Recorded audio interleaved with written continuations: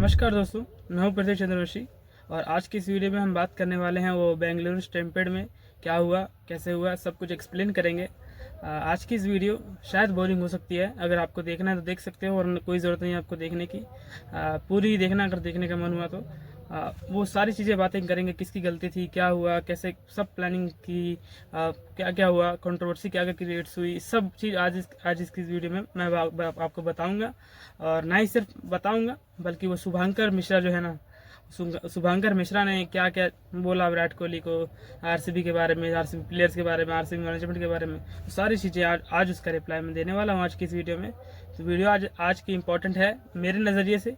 अगर आपको देखने का मन होगा तो ही देखना, वरना स्किप कर सकते हो। तो चलिए दोस्तों, सबसे पहले हम बात कर लेते हैं कि ये स्टैम्पेड हुआ कैसे। स्टार्टिंग से बात कर लेते हैं, शुरू से बात कर लेते हैं। तो दरअसल 3 जून को ये करवाया गया था आरसीबी वर्सेस पंजाब का मैच फाइनल, और आरसीबी जीत गई। बहुत ज़्यादा इमोशंस के साथ वो सारे प्लेयर्स खुश हुए, फैंस खुश हुए, सारे इमोशंस भरे गए, बहुत खुश थे, सब के सब प्लेयर्स खुश थे। वो ट्रॉफी उठाई गई।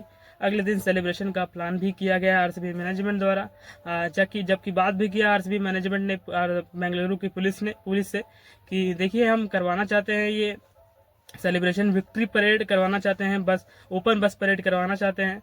तो बेंगलुरु पुलिस ने साफ साफ मना कर दिया आरसीबी मैनेजमेंट को कि देखिए, हम नहीं करवा सकते, आपको प्रोवाइड कुछ भी सिक्योरिटी प्रोवाइड नहीं कर सकते, और आपको कैंसिल करना होगा विक्ट्री परेड जो कि अब ओपन बस में करवाने वाले हो अपने प्लेयर्स का। और विक्ट्री सेलिब्रेशन भी आप पोस्टपोन कर सकते हो, शायद संडे तक पोस्टपोन कर सकते हो, ऐसा बेंगलुरु पुलिस ने कहा आरसीबी मैनेजमेंट को। तो आरसीबी मैनेजमेंट ने कहा कि देखिए, अगर बात करें ओपन बस परेड की तो वो तो हम कैंसिल कर देते हैं, लेकिन बात करें अगर विक्ट्री सेलिब्रेशन की, वो हम कैंसिल नहीं कर सकते। वो आज के आज ही कल के कल ही हमें करना पड़ेगा विक्ट्री सेलिब्रेशन, क्योंकि जितने भी फॉरेन प्लेयर्स हैं वो वापस चले जाएंगे, और सारे फैंस चाहते हैं कि जितने भी फॉरेन प्लेयर्स हैं वो रहें और अच्छे से सेलिब्रेट करें, क्योंकि उनके बदौलत ही लगभग हम आईपीएल की ट्रॉफी जीते हैं। तो उनके साथ ही सेलिब्रेट करना चाहती थी आरसीबी, इसलिए जल्द से जल्द सेलिब्रेशन करना चाहती थी। इसलिए चिन्नास्वामी पर वो रखवाया गया 5 बजे, शाम की 5 बजे वो सेलिब्रेशन का प्लान बनाया गया। और कर्नाटका के सीएम ने भी आरसीबी के प्लेयर्स के जितने भी प्लेयर्स है सबको इनवाइट किया था विधानसभा पर, वहाँ पर बुलाया उन सबको, सारे प्लेयर्स को। लगभग एक प्लानिंग करी गई थी कि 3:30 बजे मिला जाएगा आरसीबी प्लेयर्स के द्वारा विधानसभा में सीएम के पास, जहाँ पे उनको कॉन्ग्रेचुलेशंस बोले जाएंगे। फिर 5 बजे के करीब चिन्नास्वामी में पहुंचा जाएगा आरसीबी के प्लेयर्स द्वारा। फिर अगला दिन होता है 4 जून आता है। 4 जून को बिल्कुल वैसा ही होता है, बारिश का मौसम था हल्का हल्का बेंगलुरु में, जहां पर सीएम से मिलने जाते हैं सारे प्लेयर्स। फिर देखा जाए तो दोस्तों, उस वक्त इतनी ज़्यादा भीड़ हो चुकी थी उन सारे प्लेयर्स को देखने के लिए, आरसीबी के प्लेयर्स के बारे में। दोस्तों, बहुत ज़्यादा लोग आए थे, इतने ज़्यादा ही लोग आए था, इनको समझ नहीं सकते हो कि इतनी ज़्यादा फैन बेस थी आरसीबी की। फिर वहाँ से कैसे करके वो बस में बैठे सारे प्लेयर्स और रवाना हो गए फिर चिन्नास्वामी स्टेडियम में सेलिब्रेशन करने के लिए। और उसी वक्त भीड़ इतनी ज़्यादा बढ़ गई थी दोस्तों। और आपको एक और मैं बात बता दूं, जहाँ पे चिन्नास्वामी की जितनी भी टिकट्स थी सबकी सब फ्री थी। 35,000 की सीटिंग कैपेसिटी थी, और अंदर लोग आए हुए थे 1 लाख से ज़्यादा। 1 लाख से लोग अंदर आए हुए थे सिर्फ, और बाहर लोग थे 2-3 लाख, 2-3 लाख बाहर और 1 लाख अंदर। तो देखा जाए तो अप्रॉक्स 3-3.5 लाख के आसपास लोग उधर जमा हुए थे चिन्नास्वामी के गेट के आसपास और गेट के अंदर। और कैसे करके प्लेयर्स अंदर जाते हैं, सेलिब्रेशन शुरू होता है। किसी को ये नहीं मालूम था स्टैम्पेड होने वाला है, जहाँ पर इतनी ज़्यादा भीड़ बढ़ गई। जितने भी ऑडियंस थी, जितने भी फैंस थे देखने आए थे, वो चिन्नास्वामी में ज़बरदस्ती घुसने की कोशिश कर रहे थे। कोई छत के रूफ पर चढ़ रहा था, कोई गेट क्रॉस कर रहा था, कोई कैसे करके स्टेडियम के अंदर जाना चाहता था, वो कैसे भी करके प्लेयर्स को देखना चाहता था। तो दोस्तों, फिर प्लानिंग हुई कि पुलिस द्वारा की लाठीचार्ज करवाने की, जहाँ पर उनको बताया गया कि लाठीचार्ज करवा दो, सबके सब जितने फैंस है चले जाएंगे।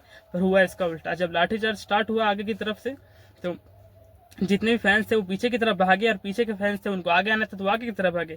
तो ऐसे में कुछ हो गया। फिर आपको पता है 11 से 12 लोगों की दोस्तों जान चली गई इसी में।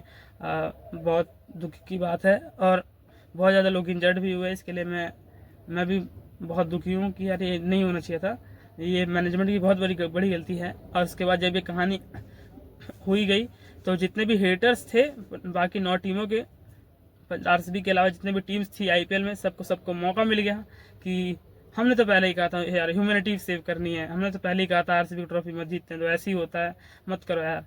पर दोस्तों फिर एक और मिल गया है जो इतने बड़े प्रोफेशनलिज्म जो हैं, ये शुभांकर मिश्रा जी, इनको भी मौका मिल गया। ये पंजाब किंग्स को सपोर्ट करने के लिए गए थे क्वालीफायर 1 में आरसीबी के अगेंस्ट जो होने वाला था मुल्लनपुर स्टेडियम में।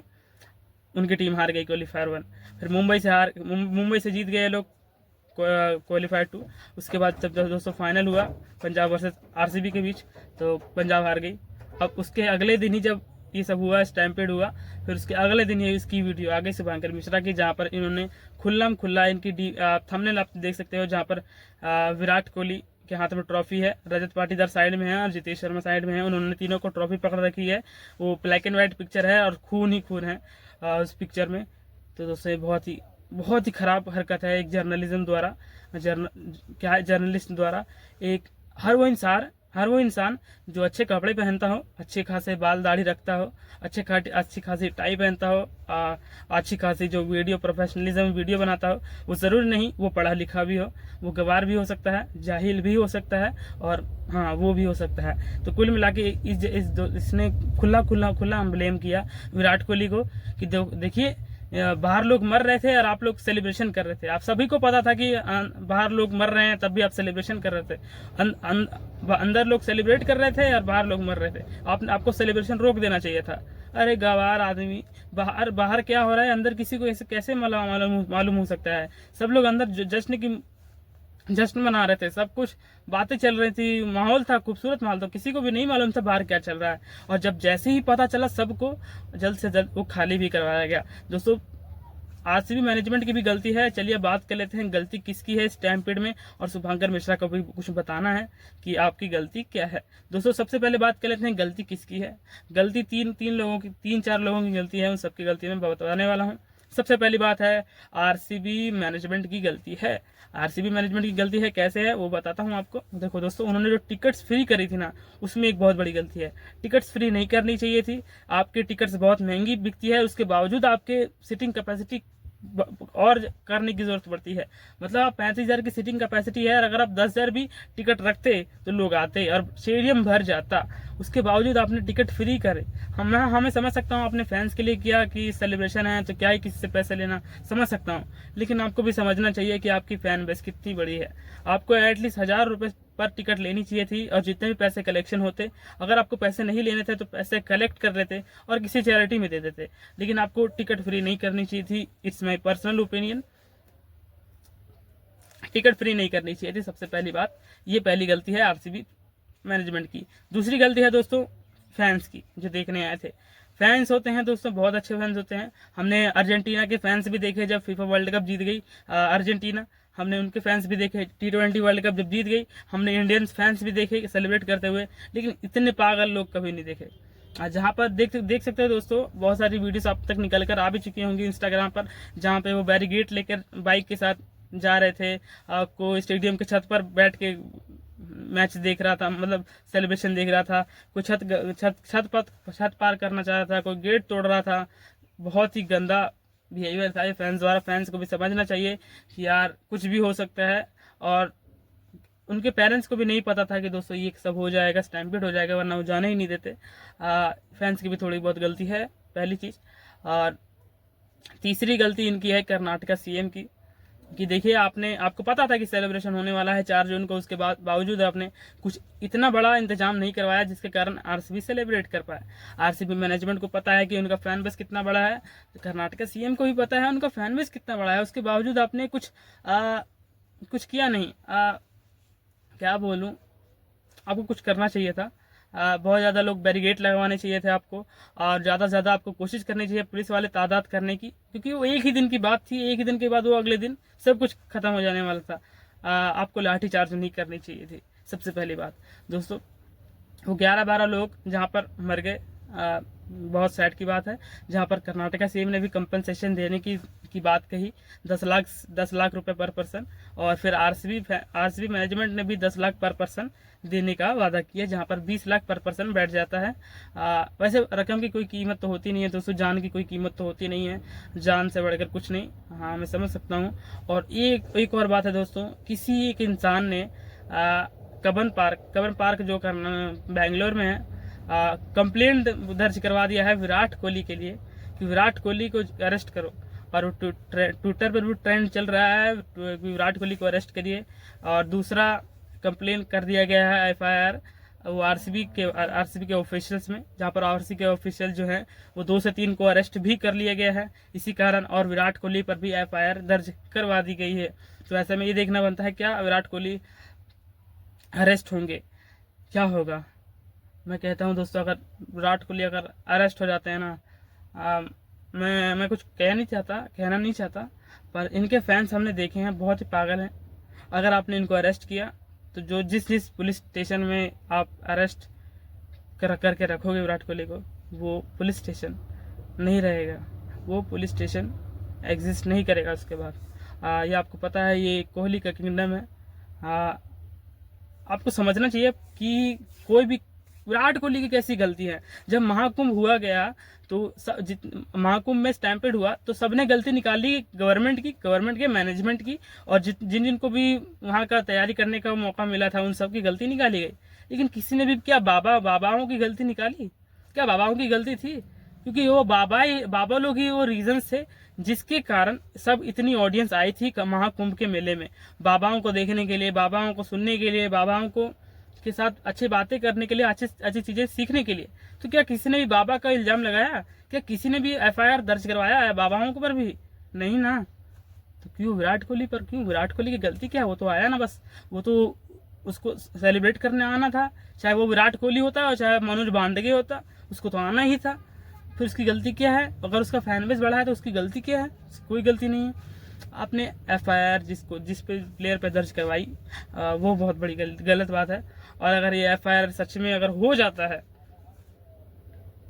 तो आपको भी पता है क्या होगा और मुझे भी पता है क्या होगा। तो ये बहुत ही गलत बात है। और बात कर लेते हैं दोस्तों शुभंकर मिश्रा जी के बारे में। ये इंसान इतना गंवार, इतना जाहिल है, जहाँ पर इसने खुलेआम बोल दिया है कि विराट कोहली की गलती है, विराट कोहली अंदर सेलिब्रेट कर रहे थे जब बाहर लोग मर रहे थे। क्या जाहिल है क्या तू? दिमाग है तुझमें? बिल्कुल दिमाग है। इसको लगता है मैं गोरा हूँ, मैं चश्मा पहनता हूँ, मैं काला कोट पहनता हूँ, प्रोफेशनल सब कुछ वीडियो बनाता हूँ, तो मैं जो भी बोलूँगा ऑडियंस मेरी बात सुनेगी। इसको लगता है यही दुनिया का ध्रुव राठी है, लेकिन इसको पता नहीं है यही सबसे बड़ा वाला वो है।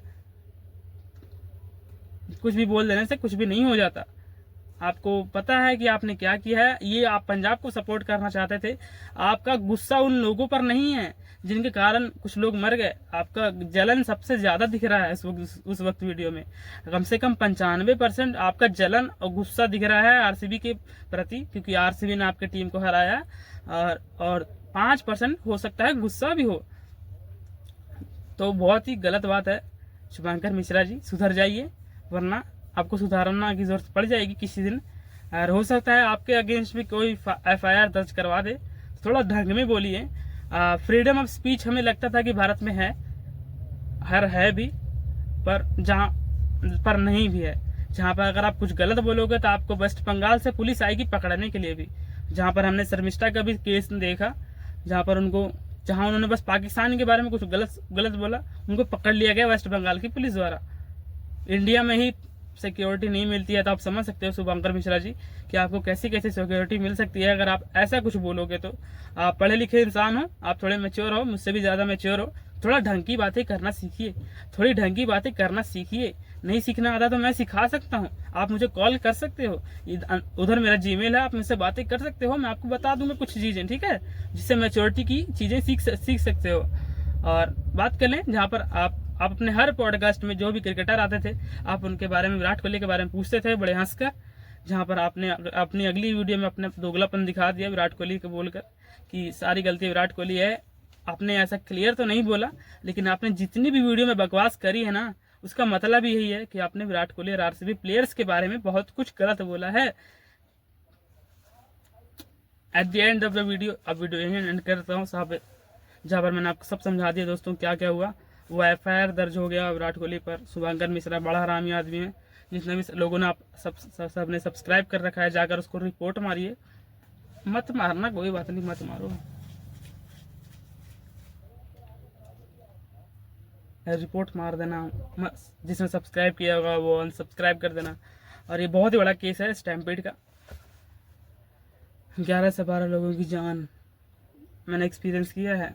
जब अरुण जेटली स्टेडियम में विराट कोहली आए थे, मैं भी गया था उधर, और वहाँ पर भी स्टैम्पेड हुआ, और वहाँ भी एक बंदे की जान गई जहाँ पर मैं गया था। मेरे साथ मेरा एक दोस्त भी गया था, हम दोनों ने वो प्रॉब्लम झेली। हम स्टैम्पेड के अंदर ही थे। तो वीडियो यहीं पर एंड करते हैं दोस्तों। आने वाली वीडियोस बहुत इंटरेस्टिंग होने वाली हैं। चैनल सब्सक्राइब कर देना अगर अच्छी लगी हो वीडियो, जहाँ पर आपको कुछ मैंने अगर अच्छी इन्फॉर्मेशन दी हो, यूज़फुल इन्फॉर्मेशन दी हो, तो चैनल सब्सक्राइब कर लेना। आने वाली वीडियोस आने वाली हैं बहुत ज़्यादा इन्फॉर्मेशन के साथ। अब तो बहुत ज़्यादा इंग्लैंड टूर भी जाने वाली है इंडिया, तो उनके बारे में बात करनी है, प्लेइंग 11 बात करनी है, कंपैरिजन करेंगे, क्विज रिपोर्ट बात करेंगे, बहुत कुछ बात करेंगे। तब तक के लिए चैनल को सब्सक्राइब करके रख लेना। जय हिंद।